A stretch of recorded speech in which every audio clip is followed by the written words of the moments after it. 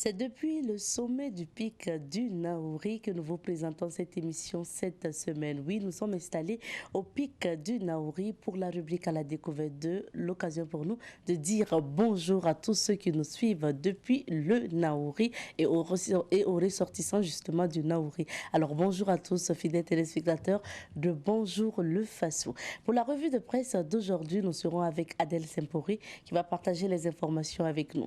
Notre invité du jour est styliste, il est créateur et il est promoteur d'événements. Il s'agit notamment du promoteur du CIPAO, le Salon international du prêt-à-porter africain. Donc, Idemava est notre invité de ce jour. Nous parlerons stylisme, mais nous parlerons surtout du CIPAO 2021 avec notre invité. C'est lundi, vous avez rendez-vous avec Patrick Gampéné pour Langue Fourchue. Alors, installez-vous confortablement. L'aventure démarre tout de suite et maintenant. Et bienvenue à tout le monde.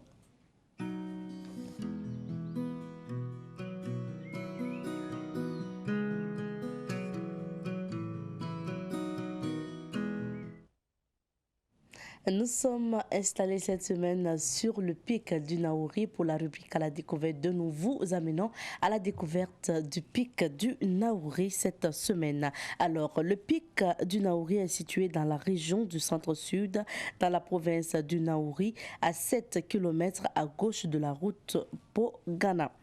C'est une colline granitique située à l'est du village du Naouri. Elle est haute de 447 mètres.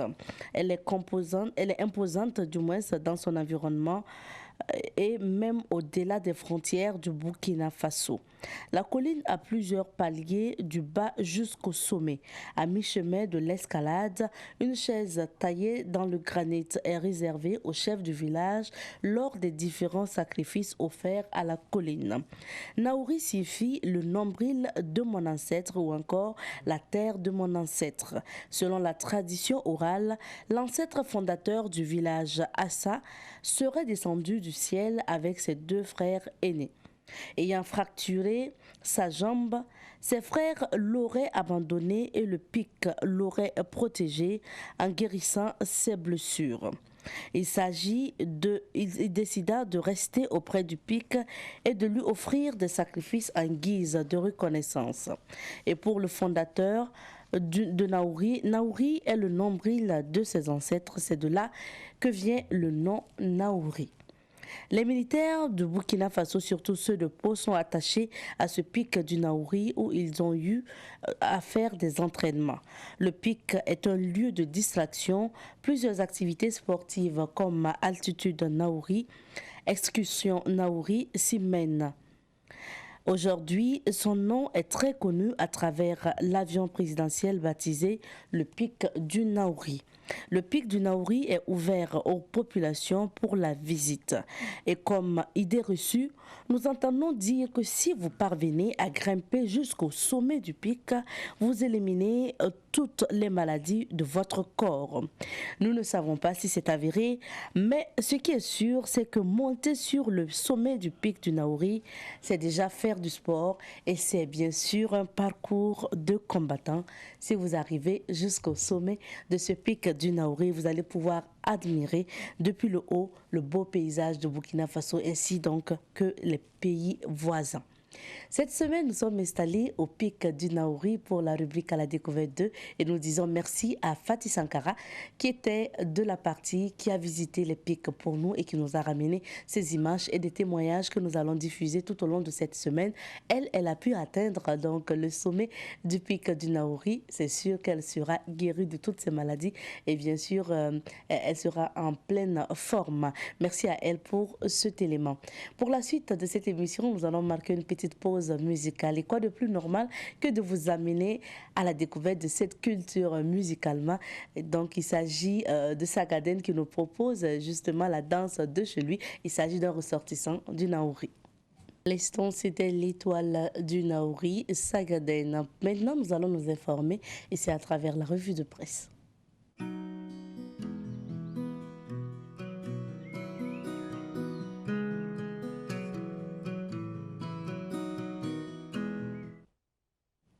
Aujourd'hui, nous recevons pour vous Adèle Sempori qui va partager des informations avec nous. Bonjour Adèle.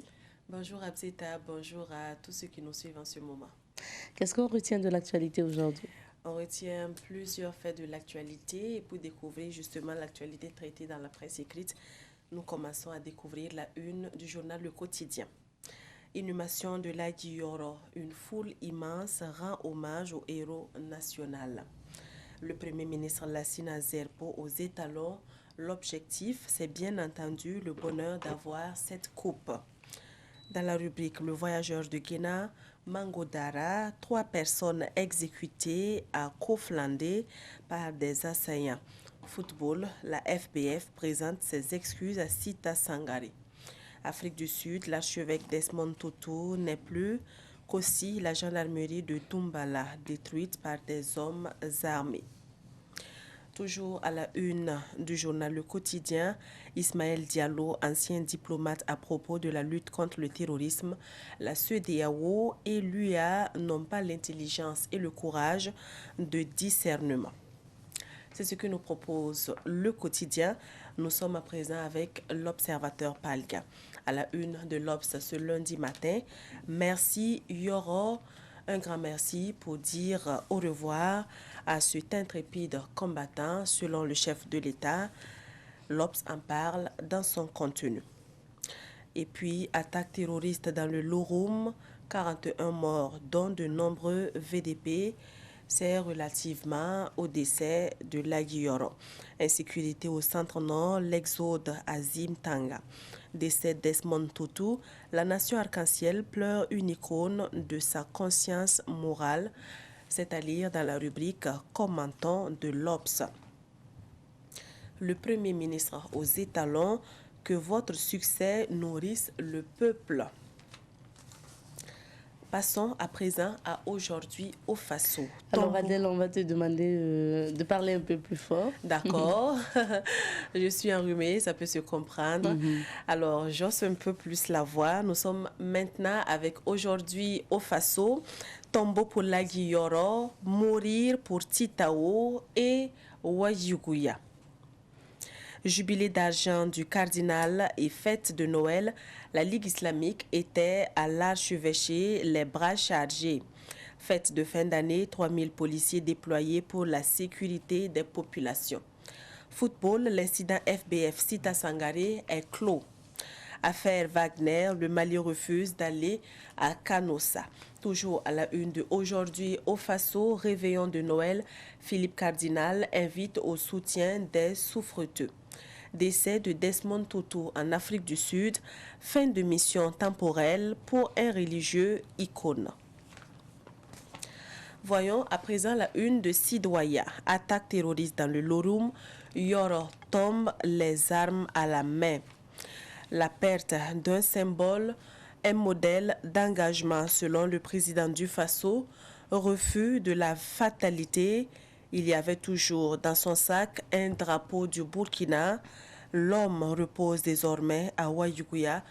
Tous ces sujets relativement à l'attaque de Titao qui a coûté la vie à plusieurs personnes. Homme de l'année de Sidoya, professeur Alidou Tinto, l'espoir de la lutte contre le paludisme.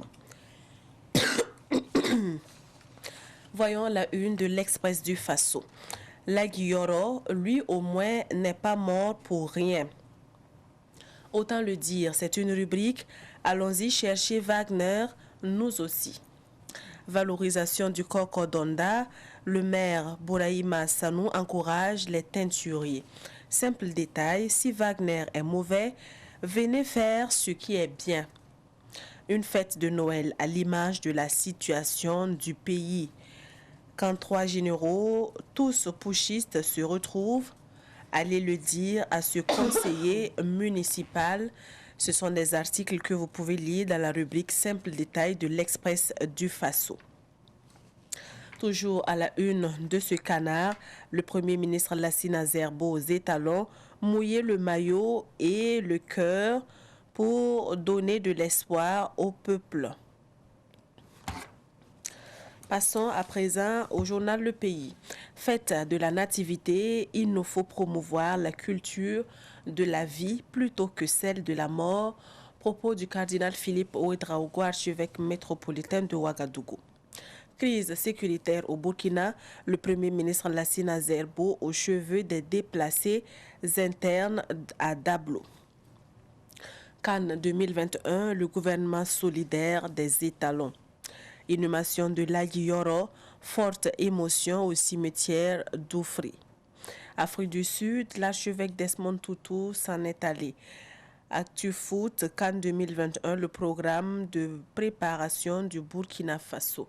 Confidence du week-end, commune de Ouaga, des chambres de passe incendiées par des jeunes à Tampuy. L'évasion plutôt, c'est un hebdomadaire burkinabé de détente édité par les éditions Le Pays. Eh bien, pour ce numéro, Évasion s'intéresse à plusieurs sujets, solutions à nos problèmes. Je remets toujours tout au lendemain. Couleur de vie, comment certains Burkinabés vont-ils célébrer ces fêtes de fin d'année? Évasion s'est intéressé à ce sujet. Thierry Kam, artiste, musicien antillais. Curieusement, je ne connais aucun artiste chanteur burkinabé. Et c'est dommage. Cancer du sein, une nouvelle étude incrimine les sels d'aluminium dans les déodorants. Donc, cancer du sein, une nouvelle étude incrimine les sels d'aluminium dans les déodorants. Avis donc aux femmes. Nouveau gouvernement au Burkina Faso. Veut-on vraiment secouer le cocotier? Haute spiritualité, les éléments qui empêchent notre étoile de briller. Difficultés scolaires, comment aider votre enfant? Évasion qui souhaite dans ce numéro un joyeux Noël à ses lecteurs. Et c'est ce qu'on retient de l'actualité, Abzeta. Merci à toi, Adèle. Retour sur quelques sujets d'actualité et bien sûr, comme l'évoquent pratiquement tous les journaux aujourd'hui, les adieux au chef VDP de Titao. Ladji Yoro n'est plus et il a été inhumé. Oui, les adieux étaient douloureux hier à Oufré, à Titao, plutôt à Wayiguya, puisque c'est là que Soumaïla Ganame a été inhumé. Lagui Yoro, comme on l'appelle affectueusement. Lagui Yoro, qui est le chef VDP de la province du Loroum, qui défendait la province du Loroum aux côtés de ses camarades VDP. Eh bien, Lagui Yoro est tombé dans une embuscade le jeudi 23 décembre 2021, quand il convoyait, lui et ses camarades, des commerçants qui ont quitté Wayiguya pour ravitailler la ville de Titao. Et donc, selon les informations, c'est au retour que le convoi est tombé dans l'embuscade des groupes armés.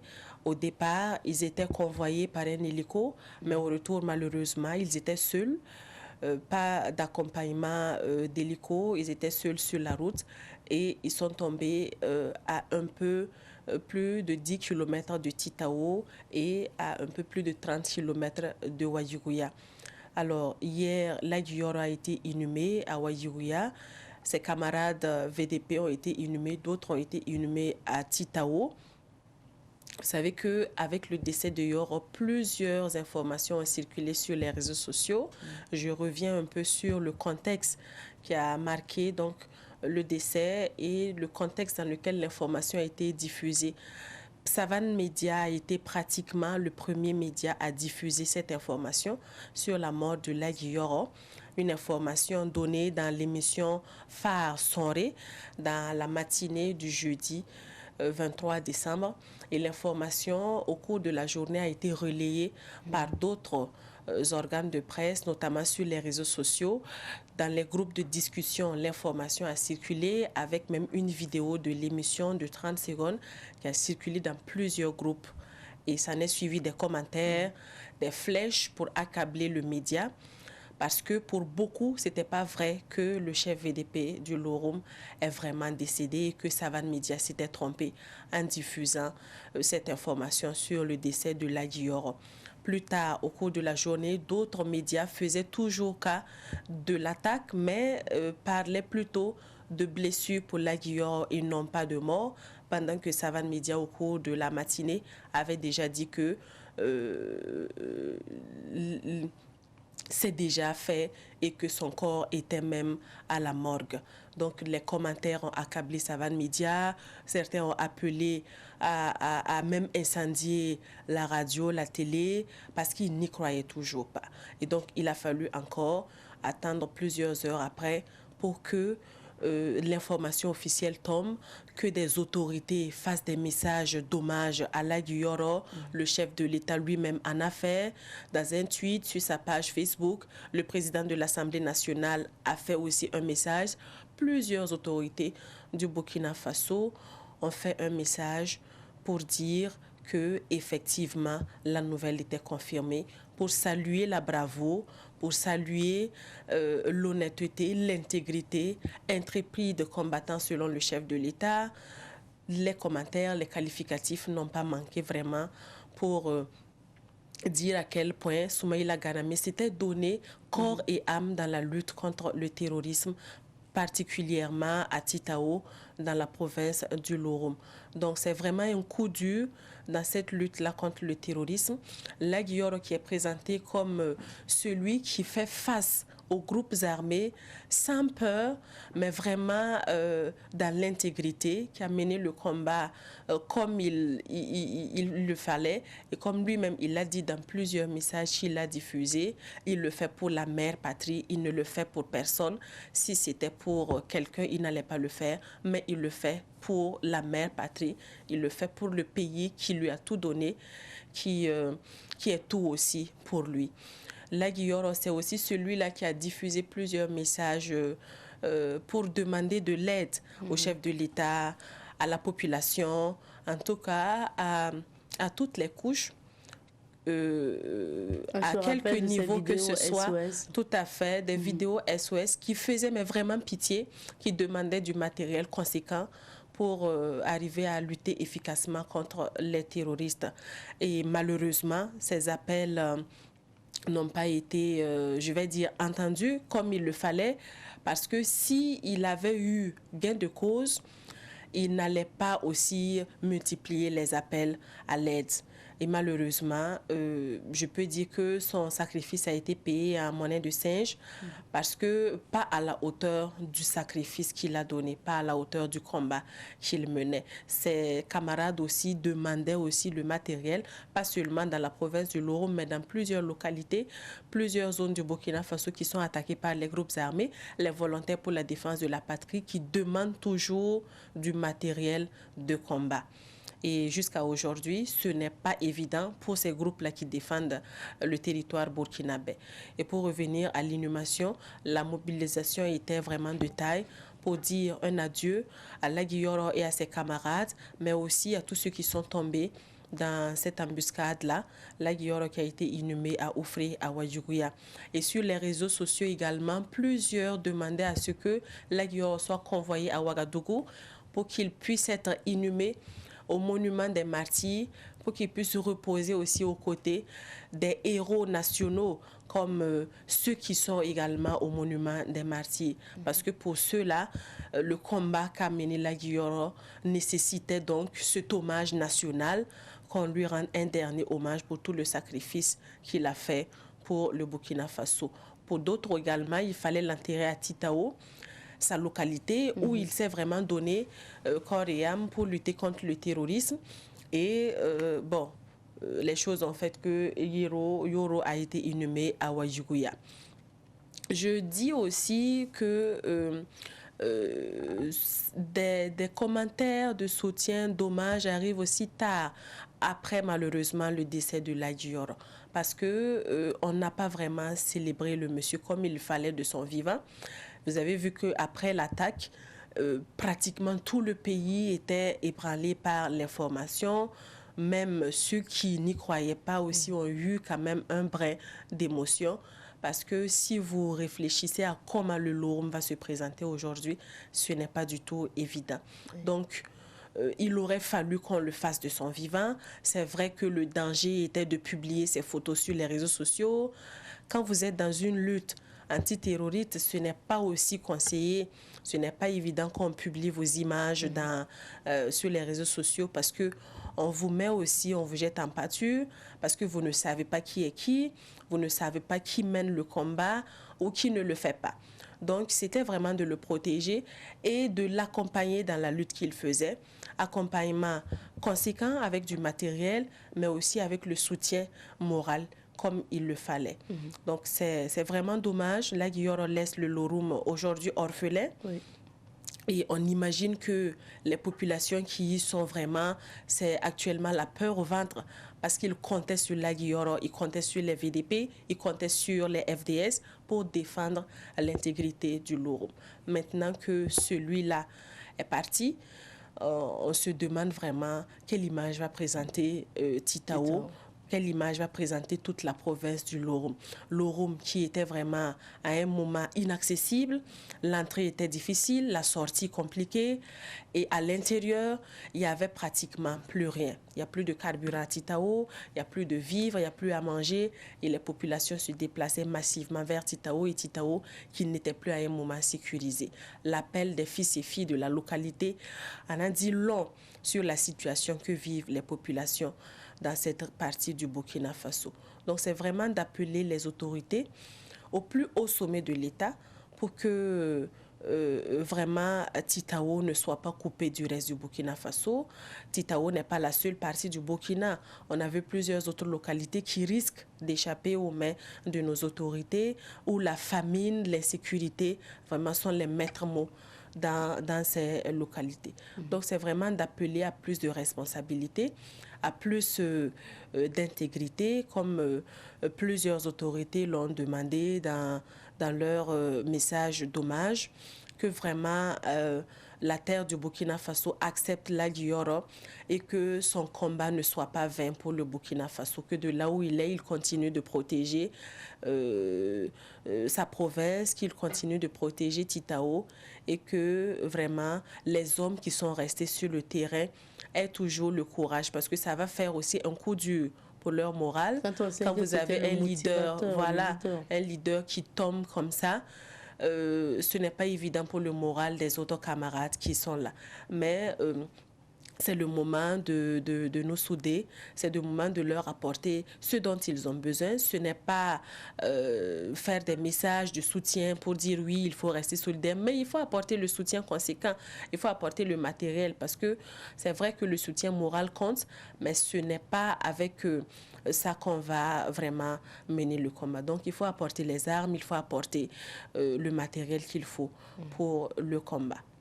On va dire paix à l'âme de la Guilloro et surtout courage à sa famille proche parce qu'il laisse derrière lui 3 femmes et des enfants. C'est l'occasion encore d'inviter les autorités à déjà prendre soin de cette famille restreinte-là qui a perdu, quoi qu'on dise, hein, celui-là qui ramenait tout à la maison. Et puis beaucoup de courage surtout à Titao et à la province du Lorum.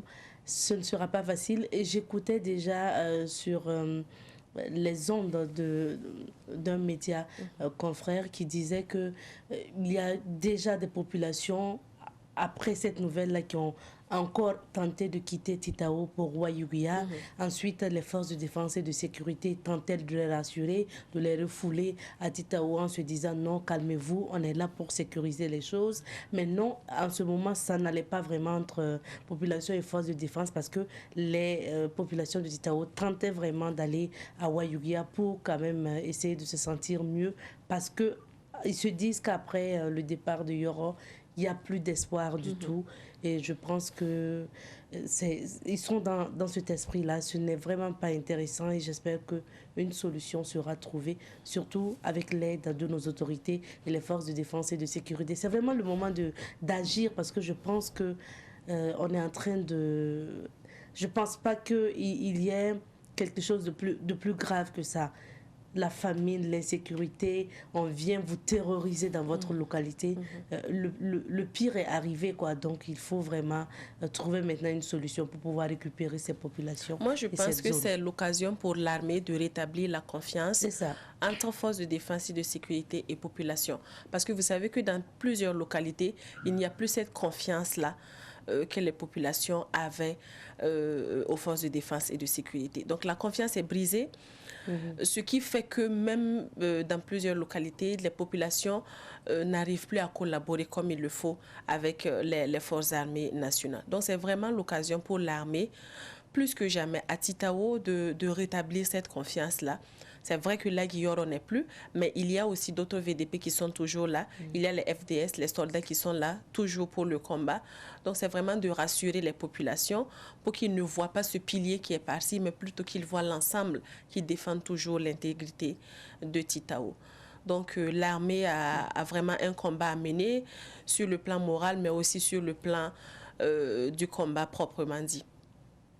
Alors, terminons avec cette information au niveau de la Fédération burkinabé de football, un vent frais qui a soufflé. C'est un vent frais qui souffle donc à la FBF après la petite crise qui allait naître après donc les propos attribués à l'ancien président de la FBF, Sita Sangare.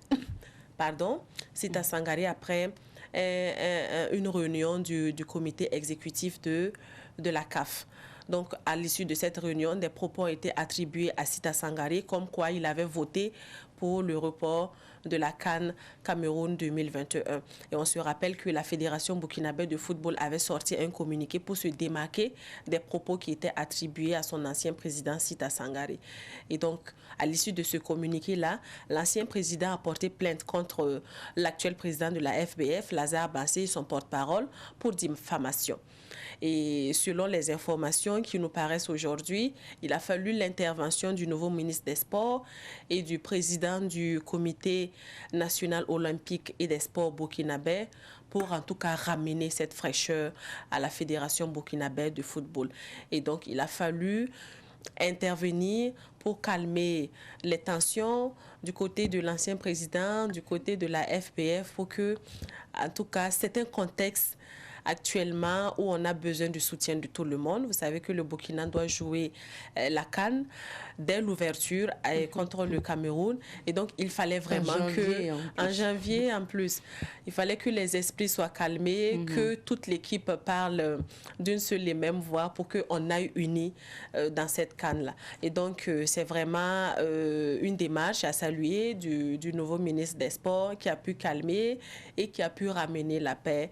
Et selon le communiqué de la Fédération burkinabé de football, les tensions n'ont plus leur place et que le premier communiqué qui disait que la fédération se démarquait des propos de son ancien président n'avait pas pour objectif de nuire à qui que ce soit, mais selon la fédération, c'était juste pour rétablir une situation. Et la fédération a présenté ses excuses à Sita Sangare et aussi à tous les acteurs du monde du football pour les agréments que la sortie de la fédération a pu causer. Donc c'est vraiment un vent frais qui a soufflé à la fédération. On imagine que les esprits étaient tendus à un moment où il ne fallait pas, à un moment où il fallait accompagner le 11 national pour la victoire. Si déjà à la tête de la fédération il y a ces bruits-là, et il fallait rétablir la situation très vite avant que elle ne s'empire ou ne prenne une autre tournure. Donc bravo au nouveau ministre qui s'installe et qui déjà fait parler de lui en bien. Et bravo à tous les acteurs qui ont accepté vraiment de se pardonner et d'aller à l'essentiel. Moi, je pense que c'était vraiment des bruits qu'il ne fallait pas. C'est arrivé, il faut oublier vite et aller vraiment à ce qui peut rassembler les acteurs du football pour que le 11 national ait le soutien qu'il faut. On joue déjà le match d'ouverture contre le Cameroun le 9 janvier. Avec beaucoup de pression, tout ça. Donc, il y a beaucoup de choses qu'il faut faire pour que vraiment l'équipe des étalons puisse se sentir à l'aise, pour que l'opposition puisse se mener. Je rappelle que la CAN, la Coupe d'Afrique des Nations Cameroun 2021, va se jouer donc au Cameroun du 9 janvier au 6 février 2022. Donc, tous derrière les étalons pour la victoire, déjà le 9 janvier, pour que le 11 national puisse vraiment mener un beau jeu pour le peuple burkinabé. Et c'est l'essentiel d'ailleurs. Merci. C'est l'essentiel. Merci à vous et très belle journée à toutes et à tous. Bonne semaine. Merci. Nous poursuivons avec cette émission et vous le savez, chaque lundi, mercredi et vendredi, vous avez rendez-vous avec Patrick Gampené qui nous offre Langue fourchue et nous allons partir pour suivre ce numéro.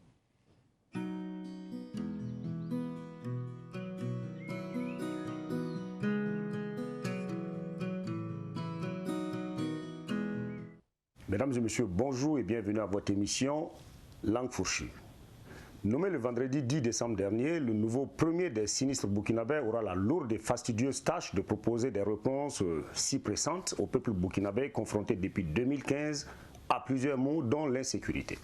Lassina Zerbo, le plus intelligent des Samo, comme ne manquera pas de le dire le Moro Naba, ce géophysicien qui voulait lancer le premier satellite burkinabé, prend ainsi la tête d'un gouvernement resserré de 26 membres contre 34 de son prédécesseur, sa sainteté Christophe Marie-Joseph, réadmis à la retraite.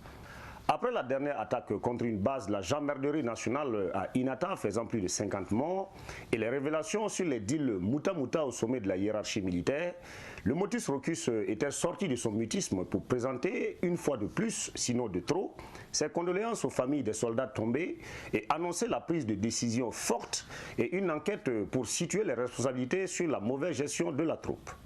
Sitôt dit, sitôt fait. Dans la soirée du lundi suivant sa nomination, l'ancien secrétaire général de l'OTIS proposera au PF un gouvernement de cohésion, de tolérance et de pardon pour mieux être au service du peuple. On remarquera que celui-là qui a porté l'information sur les ondes, le secrétaire général du gouvernement, Stéphane Sanou, n'aura pas le bonheur de siéger aux côtés du docteur Zerbo. Hormis la non-reconduction du SG du gouvernement sortant, on note des départs notables dont celui du sinistre des affaires étranges, Alpha Barry, qui aura toute la latitude de jouir de l'air pur de la forêt du Kwa à travers de longues promenades. Le départ aussi de celui qui semblait être indéboulonnable, le grand terrassier bulldozérique Bougouma, très fidèle parmi les fidèles du président, et aussi celui de Laurence de la Maréchaussée qui mettra à profit ses temps libres pour parquer les enfants de la rue dans son enclos de Tanguay. 19 départs pour 10 entrants avec des fusions de ministères. On notera le retour de Rosine des fonds communs dont la seule mention de son nom sur la liste du nouveau gouvernement a plongé certains agents des finances dans le coma. Ils peuvent se réveiller maintenant plus de peur que de mal. Rosine Fonds communs s'occupera désormais des questions diplomatiques. Bref, le vaste chantier auquel le laser de Rock et son équipe devra d'abord s'attaquer est sans conteste la corruption, et cela passant d'abord par le train de vie de l'État dont ses premiers responsables demandent à une population de plus en plus démunie de participer à l'effort de guerre. Il y aura ensuite la restauration de l'autorité de l'État dans toutes ces bourgades à une centaine de kilomètres à peine de la capitale qui ont totalement échappé au contrôle du pouvoir central. Enfin, la question qui fâche, une réforme profonde de la Grande Muette pour mieux faire face à l'hydre terroriste.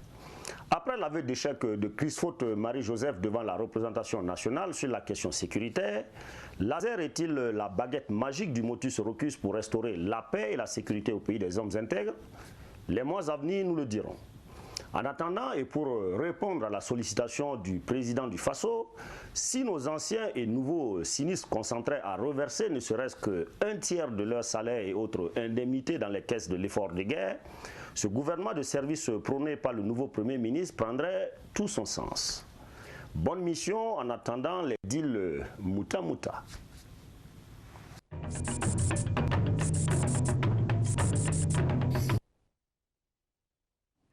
Et pour la suite de cette émission, nous allons passer à la rubrique invité du jour. Et comme annoncé, nous parlons du Salon international du prêt-à-porter. Nous allons en parler tout à l'heure avec notre invité du jour.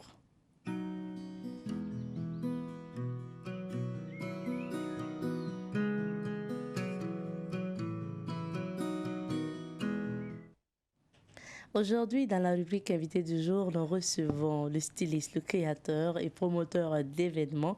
Il s'agit de Monsieur Ide Adi à l'état civil, plus connu sous le nom de Ide Mava. Il est le promoteur de l'événement SIPAO, le Salon international du prêt-à-porter africain. Nous allons en parler tout à l'heure puisque ce salon va jusqu'au 30 décembre prochain. Bonjour, Monsieur Ide Mava. Bonjour. Bienvenue sur notre plateau. Merci beaucoup. Merci de m'inviter à ce plateau, à ce beau plateau. Merci à vous.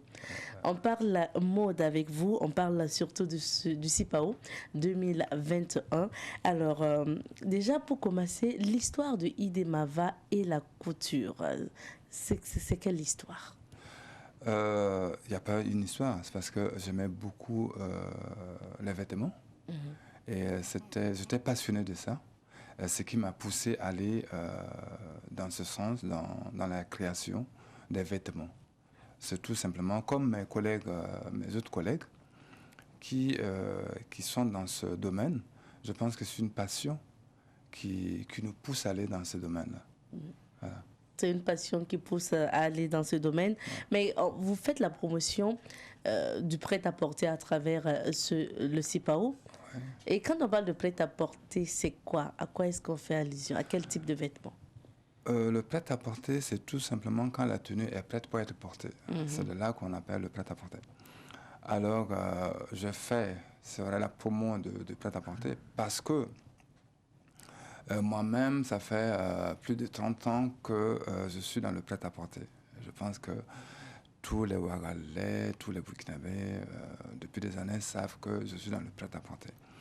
Donc, comme je vous dis, c'est quand la tenue est prête pour être portée qu'on appelle le prêt-à-porter.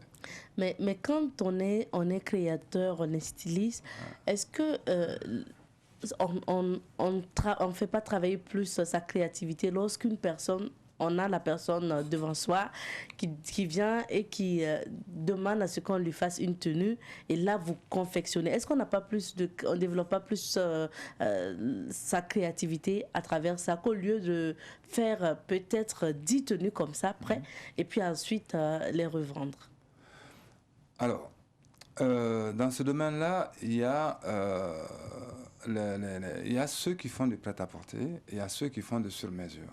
Le sur-mesure, c'est quand vous arrivez, c'est un créateur et que vous demandez qu'on vous fasse sur-mesure. Il prend vos mesures et vous allez lui dire, vous allez vous entendre sur un modèle. Il va vous créer, il va vous dessiner un truc sur, voilà. Et si vous mettez d'accord, il va réaliser le modèle que vous avez demandé. Ça, c'est le sur-mesure. Le prêt-à-porter, oui, nous créons des modèles en partant sur des tailles. Le fait que nous devons vendre nos produits, nous prenons des tailles, de différentes tailles que nous confectionnons nos tenues. En allant de taille 40 ou jusqu'à 45, 46, voilà. Et que nous vendons ces produits-là. Mais le prêt-à-porter, oui, ça nous donne aussi... Nous réfléchissons aussi beaucoup pour faire une création, puisque nous devons essayer de, comment dirais-je, de voir un peu le consommateur, qu'est-ce qu'il aime, de pouvoir avoir le goût des créateurs, du consommateur, pardon, avoir le goût du consommateur pour pouvoir faire nos créations. Nous regardons la tendance actuelle, nous regardons ce qui se passe en faisant nos créations. Donc, c'est pas parce que c'est du prêt-à-porter que ça va enlever quelque chose à la qualité, à la créativité. Ah non, je pense que tout est pareil, que ce soit de sur-mesure ou du prêt-à-porter. Nous travaillons de la même manière, on est passionné de la même manière. La personne qui fait du sur-mesure, il est aussi passionné dans son domaine. Il est passionné, il est prêt à satisfaire son consommateur, le client qui lui demande quelque chose. Le prêt-à-porter, c'est la même chose. Nous réfléchissons, chaque fois nous réfléchissons pour voir comment créer un modèle qui va plaire au consommateur. Donc, c'est les mêmes qualités, c'est la même passion que nous apportons dans cette matière pour faire nos créations. Alors, le sur-mesure est beaucoup plus compliqué parce que le couturier, le sur-mesure normalement est beaucoup plus cher que le prêt-à-porter. Ok. Voilà, parce que voilà, lui, il a vous en face, il fait les mesures, il vous écoute, il fait voilà, et il fait des retouches. Le prêt-à-porter, nous partons sur des tailles, qui répondent aux normes internationales que nous produisons nos produits et que nous revendons à nos consommateurs. Le prêt-à-porter permet aux consommateurs d'avoir du temps, de ne pas aller chez le sur-mesure parce qu'il n'a pas le temps. Donc vous arrivez et puis voilà, dès que vous essayez une tenue que ça vous va, vous la prenez. Voilà. Donc en fait, c'est pour donner la possibilité aux consommateurs, de donner le temps de ne plus avoir assez de temps pour s'habiller. Au lieu d'aller 2-3 fois, il arrive là, il a des tenues toutes faites. Et, il fait un essayage, il y a une cabine, il prend sa tenue, il essaie, si ça le convient, il part avec. Le prêt-à-porter existe depuis de temps. Donc, je pense que ça nous permet, comme je dis, ça permet aux créateurs, ça permet aux consommateurs d'avoir le temps. Parlons maintenant de cet événement CIPAO, maintenant qui s'est imposé dans l'univers événementiel donc, du Burkina. Pourquoi vous avez décidé d'initier le Salon international du prêt-à-porter africain? Alors, le CIPAO, je pourrais vous dire que le CIPAO s'est imposé comme tout autre événement. Il n'est pas aussi... plus que les autres. On se bat pour faire avancer cet événement. Maintenant, pourquoi créer ce salon? Pourquoi créer le CIPAO? Comme je le dis toujours, moi-même, je suis là-dedans pendant plus de 30 ans. Et j'ai toujours conseillé mes collègues d'aller dans ce sens aussi, qui permet non seulement au créateur aussi d'avoir l'esprit un peu tranquille pour faire sa création et avoir du temps, et aussi permettre, comme je dis, aux consommateurs aussi d'avoir le temps. Et donc, le CIPAO permet aussi que le créateur puisse avoir une vitrine pour que les consommateurs puissent savoir qu'en Afrique et au Burkina, on a des couturiers, on a des créateurs qui ont du talent. Voici un peu l'idée qui m'a poussé à créer ce salon. Et en plus, le plus important, je me suis dit, pourquoi nous ne vendrons pas, pourquoi les autres continents vendent leurs produits et nous, au Burkina ou en Afrique, on ne vend pas? Parce que les autres continents, ils font du prêt-à-porter et ils arrivent à vendre. Et ils arrivent même à inonder nos marchés avec leur prêt-à-porter. Et pourquoi pas le Burkina, pourquoi pas l'Afrique? Je dis, bon, l'Afrique aussi doit vendre. Le Burkina aussi doit vendre ses produits. Les créateurs doivent vendre. Ce qui m'a poussé à faire ce salon, ce CIPAO, le salon de prêt-à-porter africain de Ouagadougou. Et là, vous ne vous limitez pas aux créateurs donc, de Ouagadougou seulement, parce que vous faites venir d'autres pays africains. Pour cette année, par exemple, quels sont les pays invités? Alors, les pays invités, les pays qui sont là cette année, on a, par exemple, le Sénégal qui est là. Le Sénégal qui a découvert le CIPAO est toujours là à chaque édition. Le Sénégal est là. La Côte d'Ivoire est là depuis le début du CIPAO. De la première édition jusqu'à la 5e édition, les Ivoiriens sont toujours là. Le Niger, le Bénin, le Ghana. Le CIPAO, comme vous l'entendez, c'est le salon de prêt-à-porter africain. Le salon international de prêt-à-porter africain. Donc, l'Afrique doit vendre. Je dis, le Burkina doit vendre et l'Afrique doit vendre. Donc, il est ouvert à tous les pays africains, le CIPAO. Mais, pour participer au CIPAO, il faut que dans vos créations, vous utilisez la matière de votre pays, en fait. Ok. Voilà. Il faut que vous utilisez, il faut qu'on sente que la tenue, elle est faite en Afrique. Il faut qu'on sente dans cette tenue-là, dans vos tenues. Si vous prenez, comment dire, si vous faites votre tenue, on ne voit pas trop, on ne sent pas que c'est vraiment une tenue faite par un créateur africain, vous ne pouvez pas participer au CIPAO. Donc, par exemple, au Burkina Faso, on va se retrouver avec des tenues prêtes à porter, mais avec du faso d'enfani, du coco d'onda. Oui, du faso d'enfani, coco d'onda, le pain tissé de chenou. On peut mixer. Okay. Vous pouvez prendre un tissu, local ou un tissu venu d'ailleurs, vous mixez avec la matière locale et vous faites vos créations. Mais si vous prenez un tissu directement venu en dehors du continent africain et que vous faites votre tenue sans un mixage, c'est un peu difficile. J'ai eu le même problème avec beaucoup des créateurs d'ailleurs qui veulent venir. Je dis, bon, envoyez-moi votre collection, je vais voir. Mais quand ils envoient la collection, je vois qu'il n'y a rien, il n'y a aucun tissu de leur pays qu'on a mixé pour faire la création. Je leur dis, c'est difficile de pouvoir venir au CIPAO parce qu'il n'y a rien qui prouve que cette tenue est faite en Afrique. Elle dit, ouais, mais je suis créateur, je suis en Afrique. Je dis, mais oui, mais je ne vois rien.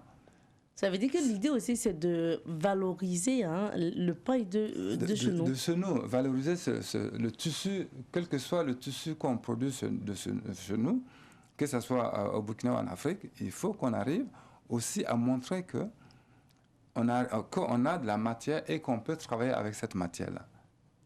Voilà, c'est ça en fait. Il faut que les gens comprennent cela, que le CIPAO, ce n'est pas seulement venir avec. Puisque le but du CIPAO, c'est quoi? Les créateurs viennent avec leurs produits. Et nous invitons les distributeurs, c'est-à-dire les revendeurs. Les revendeurs doivent venir au CIPAO pour voir quels sont les produits qui les intéressent pour qu'ils puissent revendre. C'est ça le but du CIPAO. Que dans les villes, dans les grandes villes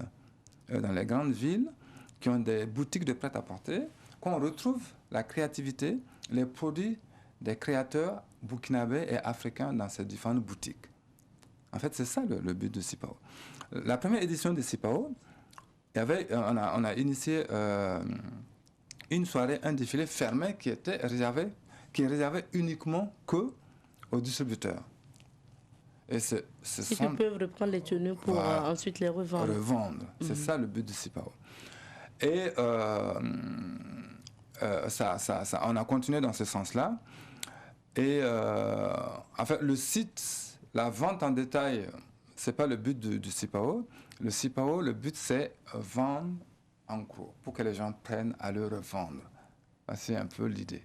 Un peu l'idée. Ouais. Maintenant, on va s'intéresser au programme. Le CIPAO, ça a déjà débuté, ça va jusqu'au 30 décembre. Qu'est-ce qui est prévu? Alors, qu'est-ce qui est prévu? Le CIPAO, ça fait un moment que le CIPAO a ouvert ses portes. Il y a l'exposition vente. Le plus important, c'est l'exposition vente qui est actuellement à la Place de la Nation, où il y a plus d'une centaine de créateurs qui sont là avec les produits. Et donc, ce qui est prévu, c'est venir sur le site et voir les produits des créateurs africains, burkinabés africains. Et c'est vraiment... là, vous allez vous rendre compte qu'il y a beaucoup de créateurs qui ont du talent. Ils ont tous du talent, ces créateurs, avec tous les produits qu'ils envoient. C'est magnifique et j'invite le public ouagalais à y faire un tour. Et il y aura aussi des formations sur le site dans le domaine des finitions et coupe-couture. C'est ce qui est prévu. Des formations professionnelles, mais il y aura aussi des défilés naturellement, parce qu'on parle de mode aussi. Oui, il y aura aussi des défilés. C'est sûr. Il y a un défilé le 29 et un autre le 30 décembre. Okay. À partir de 17h. Le défilé, c'est à partir de 17h. Donc, j'invite aussi, l'entrée est gratuite. J'invite aussi au public ouagalais, le 29 et le 30, à venir assister à ce défilé où l'entrée est gratuite. À la Place de la Nation. À la Place de la Nation. Voilà. Idemava, c'est la 5e édition donc, du CIPAO. Oui. 5e édition, est-ce que si vous devrez faire un bilan, est-ce que vous êtes satisfait quand même de la manière dont cet événement se passe chaque année? Je ne peux pas dire que je suis tout à fait satisfait. Parce que, comment dirais-je, j'aimerais bien, comme je le dis toujours, le but c'est de trouver des produits, des créateurs burkinabés dans les boutiques, dans les différentes boutiques à Ouagadougou et dans les différentes villes en Afrique. Donc, ça c'est fait, mais ce n'est pas encore comme je le veux. Je vois, il y a des créateurs, j'ai vu dans certaines boutiques où il y a des produits des créateurs burkinabés. Mais ce n'est pas suffisant. J'aimerais bien que ça soit plus et que le CIPAO puisse aller... c'est ça le but du CIPAO.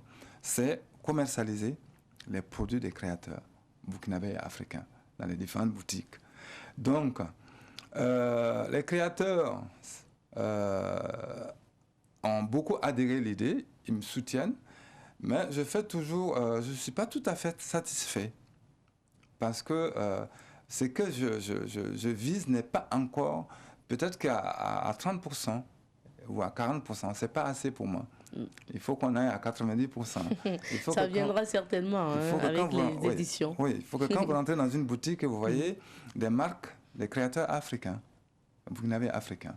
Mais quand on prend en fait l'univers peut-être du prêt-à-porter ou de la mode, est-ce qu'aujourd'hui quand même, vous qui avez une trentaine donc, d'années dans le métier, est-ce qu'avec l'évolution, vous voyez quand même que les jeunes aujourd'hui font de leur mieux? Est-ce qu'il y a de l'amélioration dans le travail de la jeunesse ou bien vous êtes plutôt pas satisfait aussi à ce niveau?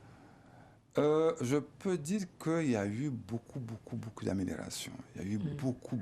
Il y a la créativité.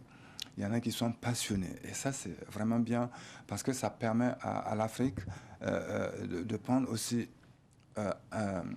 une partie de marché dans le textile. Plus il y a ces jeunes-là qui se mettent à fond dedans, qui sont passionnés, qui font vraiment du bon boulot. C'est de cette manière que nous pouvons avancer. Donc, ce côté-là, je suis satisfait. C'est vrai qu'il y a un boulot à faire, mais c'est vrai qu'il y a un travail à faire. Mais dans ce sens-là, je suis quand même satisfait. Et je les encourage toujours à aller de l'avant. Alors, le thème, c'est comment améliorer la technique de vente pour mieux représenter le Made in Burkina. Et il y a un panel sur ce thème qui est passé ou qui doit venir? Alors, qui doit venir. Mais nous sommes en train de voir, nous sommes pris par le temps. Okay. Vu que nous avons des formations à faire et que le temps est serré, nous allons essayer, mais nous ne sommes plus sûrs que ce panel pourrait avoir lieu. Mais nous continuons, c'est la formation qui va continuer. Mais peut-être que nous allons le faire après le CIPAO, il y aura ce panel. Puisque ce panel, c'est pour éventuellement voir comment faire pour mieux représenter le Made in Burkina. Donc, après le CIPAO, on peut toujours le faire. Voilà. Et nous sommes le 27 décembre aujourd'hui. Le CIPAO va jusqu'au 30. Quelles sont vos attentes, notamment à l'endroit du public burkinabé? Alors, nous créateurs, pas seulement moi, mais moi avec mes collègues, ce que nous souhaitons, c'est que, à partir de, comme je dis, j'invite tous les Burkinabés, tous les Ouagalais à s'y rendre pour admirer les produits des créateurs burkinabés et africains. Comme tout à l'heure, je vous disais qu'il y a plus d'une centaine de créateurs qui sont là et qui ont des bons produits. Et vous allez pouvoir admirer ce qu'ils font. Et nous sommes là, comme je dis, jusqu'au 30 décembre. Et donc, voici un peu ce que nous attendons du public ouagalais. Il faut effectuer le déplacement. Et puis, nous sommes en période de fête. Pourquoi ne pas aller se chercher une robe prête à porter ou un ensemble prêt à porter? Merci. Nous avons épuisé notre temps. Merci à vous d'être passé. On va vous permettre un mot de fin avant de se quitter. Alors, moi, je voudrais vous dire merci pour tout ce que vous faites pour les créateurs, les artisans. Parce qu'avec les médias, on arrive à faire avancer les choses. On arrive à découvrir des artistes ou des créateurs. Donc, je tiens beaucoup à vous remercier pour tout ce que vous faites et aussi de me permettre ce matin de pouvoir m'exprimer sur vos zones pour expliquer un peu ce que c'est que le CIPAO, le Salon de prêt-à-porter africain de Ouagadougou. Merci. Merci à vous. Je rappelle que nous recevions sur ce plateau M. Monsieur Idé Adi, donc c'est le nom à l'état civil, Monsieur Idé Adi, est plus connu sous le nom de Idé Mava, donc styliste, créateur et promoteur de l'événement SIPAO, le Salon international du prêt-à-porter africain qui bat son plein donc depuis le 17 décembre passé et ça va jusqu'au 30 décembre prochain et ça se place au niveau de la place de la Nation de Ouagadougou. Vous pouvez aller, l'entrée est gratuite pour justement visiter ces stands et vous procurer des tenues made in Burkina et made in Africa, tout simplement. Merci, c'est terminé pour l'entretien de ce jour. Et pour accompagner notre invité, quoi de plus normal que de lui proposer de suivre avec nous le spot publicitaire de cet événement. Vous aimez le beau, vous êtes tendance et couleur, vous êtes fan de mode. Ne ratez pas la 5e édition du SIPAO, le Salon international du prêt-à-porter africain de Ouagadougou. Créateurs, acheteurs, revendeurs, du 17 au 30 décembre 2021, à la place de la Nation de Ouagadougou. Venez vivre la 5e édition du Salon international du prêt-à-porter africain de Ouagadougou, avec des créateurs de mode africains venant des différents pays du continent. SIPAO, la plus grande vitrine du prêt-à-porter. Vous aimez le... C'est une manière pour nous, à travers cette sélection musicale, de vous donner encore du courage afin d'affronter surtout donc ce terrorisme-là et surtout vaincre ce terrorisme afin que les Burkinabés puissent vivre en paix et surtout dans la joie et dans la santé. Merci à tout le monde et encore nous allons donc souhaiter du courage à la famille de l'Ali Yoro qui n'est plus et que son âme repose en paix ainsi qu'à tous ces VDP qui sont tombés avec lui. Nous allons revenir à la rubrique à la découverte 2 avant de nous quitter et je rappelle que cette semaine nous sommes installés au sommet du pic du Naouri pour la rubrique à la découverte 2. C'est cette rubrique là qui va à la découverte des sites touristiques du Burkina Faso mais également des symboles du Burkina et nous sommes à Naouri cette semaine. Le pic du Naouri est situé dans la région du centre-sud dans la province du Naouri à 7 km de la route Pau-Ghana. C'est une colline granitique située à l'est donc du village de Naouri. Elle est haute de 447 mètres. Elle est imposante dans son environnement et même au-delà des frontières du Burkina Faso. La colline a plusieurs paliers du bas jusqu'au sommet. À mi-chemin de l'escalade, une chaise taillée dans le granit est réservée au chef du village lors des différents sacrifices offerts à la colline. Naouri signifie le nombril de mon ancêtre ou encore la terre de mon ancêtre. Selon la tradition orale, l'ancêtre fondateur du village Assa serait descendu du ciel avec ses deux frères aînés. Ayant fracturé sa jambe, ses frères l'auraient abandonné et le pic l'aurait protégé en guérissant ses blessures. Il décida de rester auprès du pic et de lui offrir des sacrifices en guise de reconnaissance. Et pour le fondateur de Naouri, Naouri est le nombril de ses ancêtres, c'est de là que vient le nom Naouré. Les militaires du Burkina, surtout ceux de Pau, sont attachés à ce pic du Naouri où ils ont eu à faire des entraînements. Le pic est un lieu du moins de distraction. Plusieurs activités sportives comme altitude Naouri, excursion Naouri s'y mènent.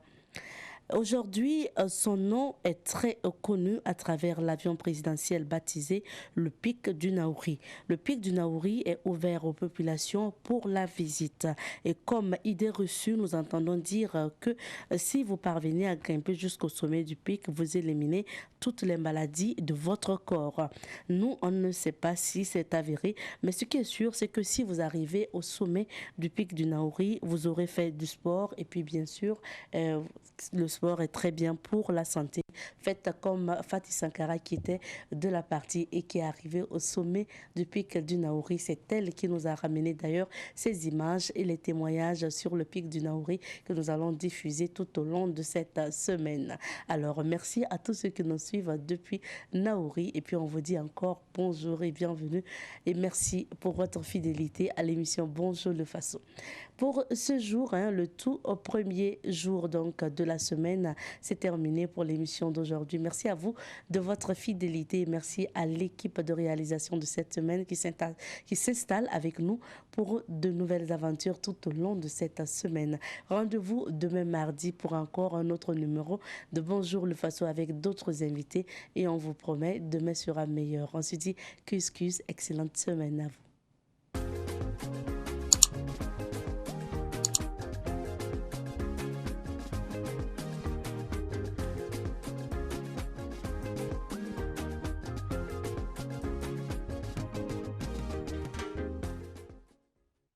Uniquement du cinéma.